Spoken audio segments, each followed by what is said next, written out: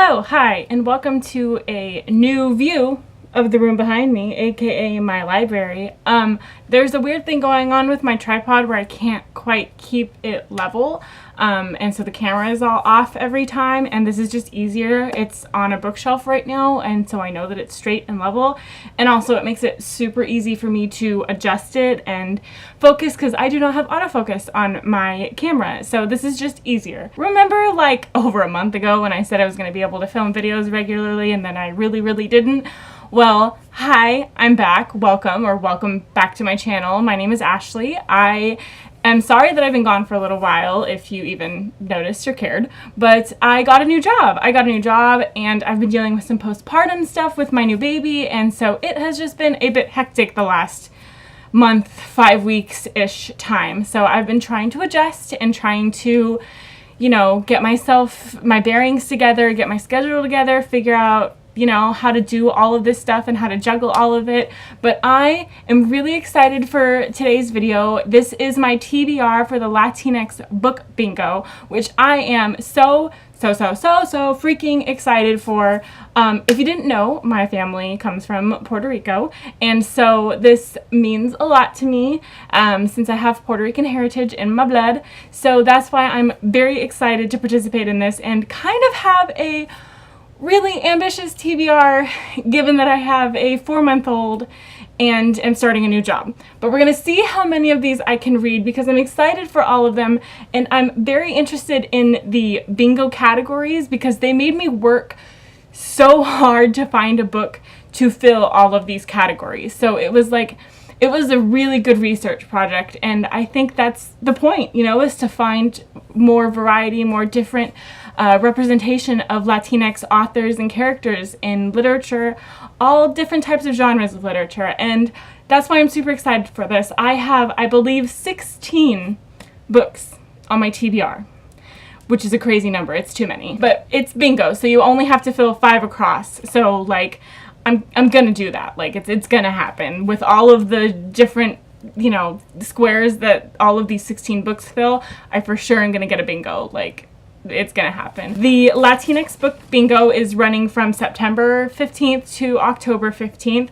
I will link the Twitters for all 3 of the hosts as well as the official Latinx book bingo's Twitter. Since I am hoping on reading 16 books, I made a super handy chart. I made it myself. It looks like this.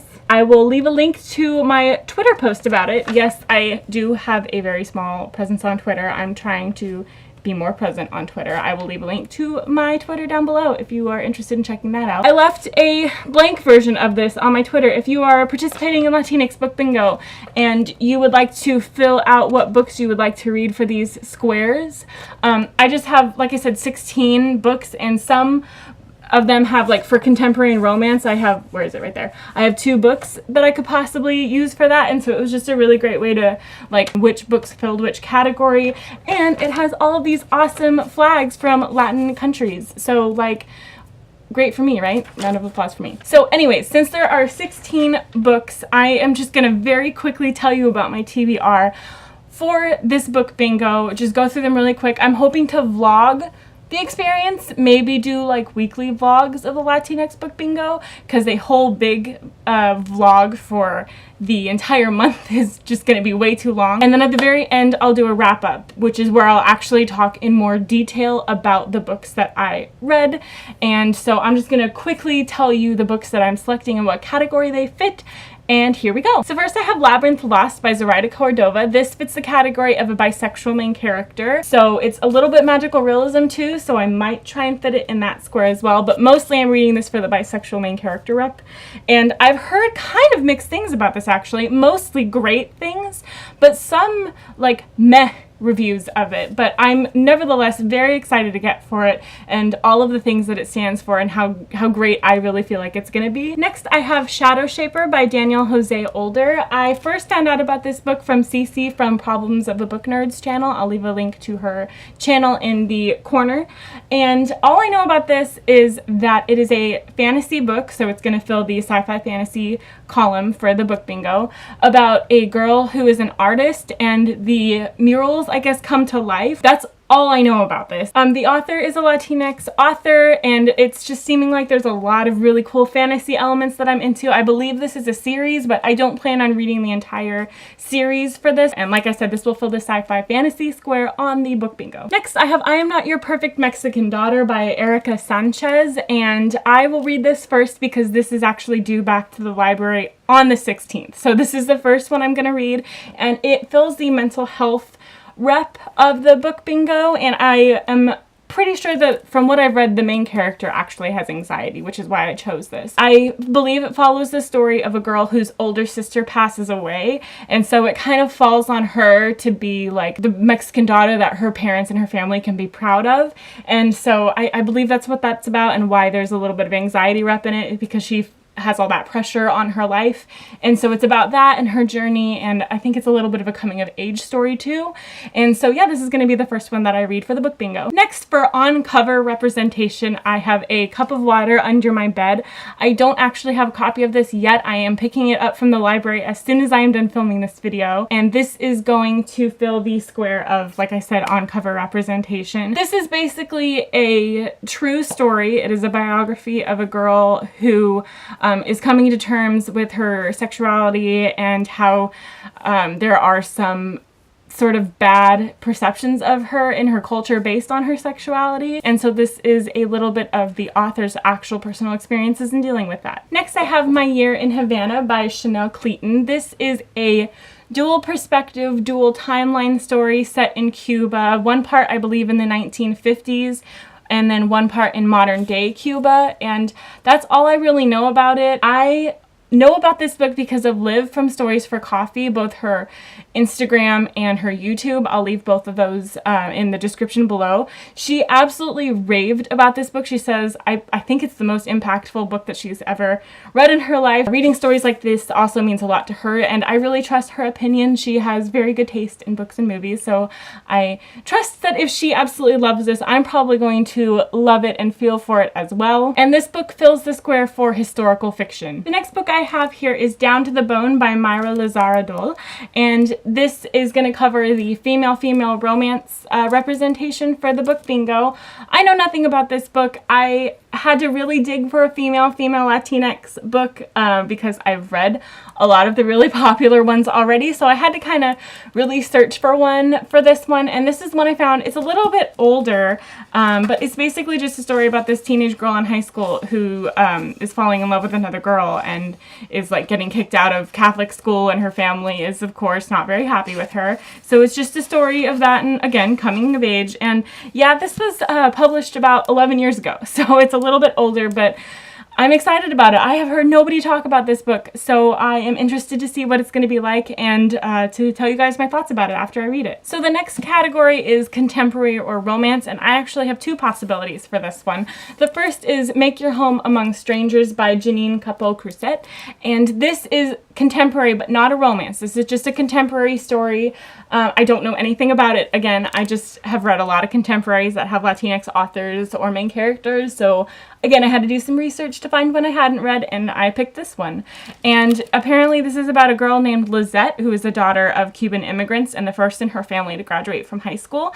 And she applies to some ultra elite colleges and is trying to leave her hometown of Miami, which her parents don't want for her. So again, not a romance, but this is a contemporary story. And I like that it's about somebody who's a little bit older, who's not necessarily in high school. She's like out of high school and starting the next phase of her life, so I'm really excited about that. And for the romance possibility, I have the infamous Miss Rodriguez, which is like a Harlequin romance by a Latinx author who I don't remember her name, so here's the cover of it right here with her name. This was actually recommended on the Latinx Book Bingo Twitter, and it was like $2.99, so I got the ebook copy of it, and I'll probably read this pretty soon too, because it's pretty short. I love me some romances, and it has like a Latinx love interest and a Latinx main character, Latinx author. Everything is Latino, and I love it so much. I'm really excited about it, and I haven't read anything that is one of those kinds of romances or historical romance with Latino characters. They're usually like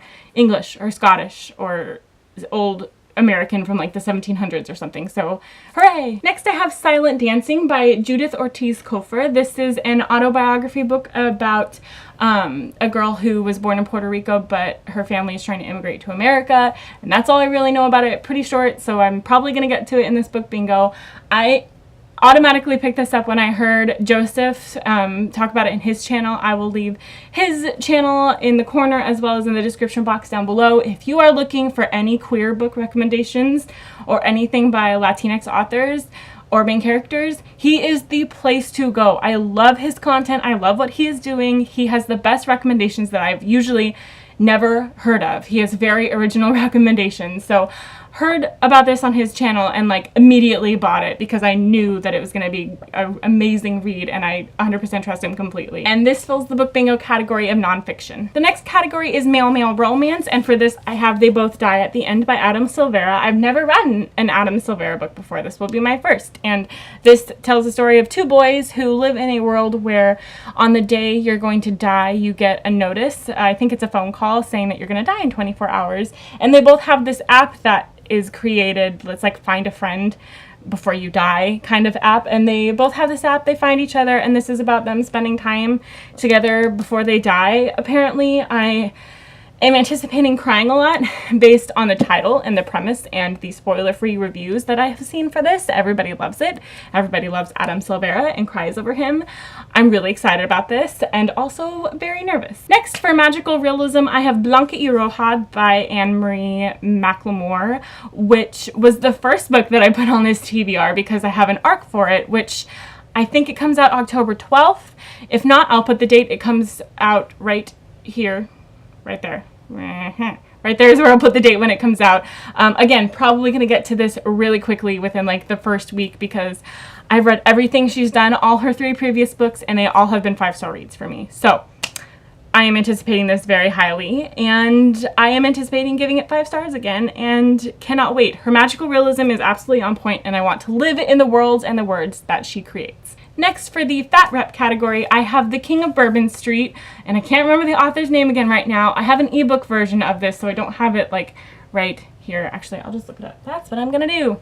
Hang on. The author is Thea Desai, and this author is a Latinx author. I don't know that the main characters are. However, the main girl in it not only is a fat rep girl, but also I believe is bisexual, so like that's an added bonus I didn't see coming. It's apparently a very steamy, sexy romance, so it'll be nice to when I'm reading all these other sad biographies and sad Adam Silvera story, for me to get some of these steamy romances in as well, and I'm very excited about that. It was also like $1.99 on Amazon Kindle, so like that was an obvious purchase. Next, for Afro Latinx, I have The Brief Wondrous Life of Oscar Wilde by Junot Diaz, and this is something I know nothing about. I think it's magical realism. I'm going to be reading an audiobook version of it though because it's narrated by Lin-Manuel Miranda, so duh, like obviously going to be doing the audiobook of that. There are some mixed reviews of this. Some people are really annoyed with the main character and think that he's very unlikable and that there is maybe some harmful and offensive content in it, but also a lot of people consider it like classic modern Latinx fiction, so I don't even know where to go with that, but I'm gonna read the audiobook because I do have a commute to work that's about 35 to 40 minutes both ways, and then I can listen while I work too, so that'll get a lot of reading done. I might also get the audiobook for another one of these as well that I'll talk about in a minute. In fact, I'll just talk about it right now. It's Juliet Takes a Breath, which is going to be the free space one. This is a Latinx author as well as a Latinx character, and I might do the audiobook version of this just because it's short so I can get through it fast, and also again, it'll give me a different format to read the books in so I don't like tire myself out. I do have this out on the library though, just in case I change my mind. This book though, what I saw in it had a lot of bookish buzzwords for me. It had Puerto Rican and lesbian and Portland, Oregon, and I was just like, yes, please give it to me right now. So got it from the library. I'm pretty excited about this. I feel like I kind of have to get to this one because it's free space, so we'll see how I fit this into my schedule. Next we have Like Water for Chocolate by Laura Esquivel. This is going to be for the classic Latinx author. Square, I can't believe I haven't read this yet. A lot of people either had to watch the movie or read the book for high school. It was required reading. I didn't, and I haven't read it yet for whatever reason. I'm sure I'm gonna love it. I'm sure it's beautiful. I'm so excited about this. I think it's like got magical food in it, and it's a Mexican family, and it's just like hitting a lot of really good marks for me. And so again, really short. I'll probably read this like second after I read I Am Not Your Perfect Mexican Daughter, because like I'm so upset with myself for not having read this yet. So this is super high on the TBR. Next up, we have the hardest category for me to find a book for, because most people for this category are reading When the Moon Was Ours, which is by Anna Marie McLemore, which I have already read, and that is a trans or genderqueer character. So hard. It is so hard. I found 3 different books. 2 of them I couldn't purchase because they wouldn't get here in time, and they were like really expensive because they're not that common books. So the book I ended up choosing, which I have ordered on Amazon, is on its way. Will get here not on Sunday when it starts, but at some point during the book bingo, is The Mariposa Club by Rigoberto Gonzalez. I probably pronounced that wrong. I'm so sorry. This guy, though, is, from my research, he's like a really well-known and respected Latinx queer author. That guy I mentioned earlier, Joseph, he has talked about some of his other books that he wrote in like the 90s that really kind of broke the mold and started the representation for Latinx queer characters, especially in young adult. And it was quite some time ago that he was writing. It was like over 15 years ago. I'm pretty sure this book was published over 15 years ago as well. And this isn't even a trans main character. One of the side characters in like their friend group is a trans character. So yeah, really hard. If you guys have any other recommendations for Latinx trans books, either trans authors or trans characters, please let me know in the comments down below, because it is a tragedy how little books I could find for this square. And kudos to anybody who has like read a ton of them. And again, if you have read a ton of them, please let me know. I'm super interested in reading more representation of that kind specifically. Next and finally, we have for poetry, all the books just fell. I bought a book that has been circulating around BookTube so much lately, and it is The Poet X by Elizabeth Acevedo. I first saw this on Marinez's channel. My name is Marinez, and she had wonderful things to say about it, and subsequently every other review I've seen for it has been phenomenal. Everybody loves this book. It is a novel written in verse, obviously, which is why I chose it for poetry. The main character is a beat poet, I think. Oh, a slam poet. I'm sorry. She's a slam poet, not a beat poet. Those are like really old white men telling her story in her format, so that's why it's told in verse.